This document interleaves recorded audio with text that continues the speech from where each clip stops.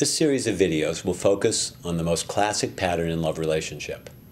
One partner is typically more expressive emotionally, and the other partner is less, or even non-expressive.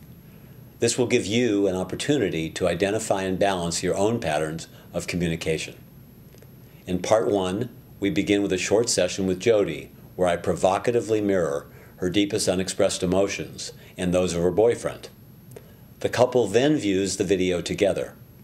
The 5 sections that follow are a learning ground in how to develop balance.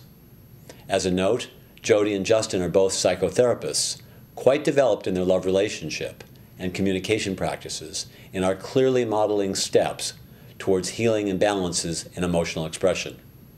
The references to mom in these sessions are an exaggerated caricature of who the mother really is, and is a device used to support feeling aggression when otherwise it is much more difficult.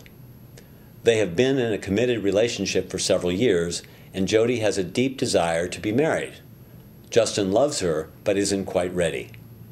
She's feeling anger and also regret about her indirect but regular inferences to marriage. In this video, she is successfully containing these feelings in an effort to balance her pattern. He's angered by not being allowed his own timing, but unable to express these feelings directly. The following sessions will give you a chance to see who you identify with, your own patterns, and help develop communication skills and greater balance in your relationship. So, I will give you a heads up, and I will take you up on your invitation, and I'll further encourage you to express, okay, how about half that, or if it's too intense. Okay, so you don't have to stick to it. I'm going to start there, and then we can adjust. So my comment to you was, who in the hell do you think you are to think that the timing's about you? What kind of narcissistic crap is this? And that part of you that thinks it's about just you versus it being about both of you, and that for Justin, he's feeling like, God, I want to just be able to feel my love deepen for the person in my life I by far love more than anybody else, without every day feeling her feel like she has to struggle with her goddamn feelings. I'm sick of it. It is like my mother. Who in the hell do you think you are, acting like you're not like my mother? At one level, you're just a sophisticated version of my mother, and don't pretend you're not. Let's be straight. You know, so underneath, underground, everything, you can't relax because you want what you want. You want me to move ahead and forward in time and in sync with you. And if Justin, was freer with my aggression, I'd be saying, screw you. Screw your timing. Look at your contradictions. You say you're working really hard with yourself. How many times a week? 2 times a week? 3 times a week? Not enough for me to even have a week at a time where I can drop into myself and feel myself alone without having to reflect back on your feelings?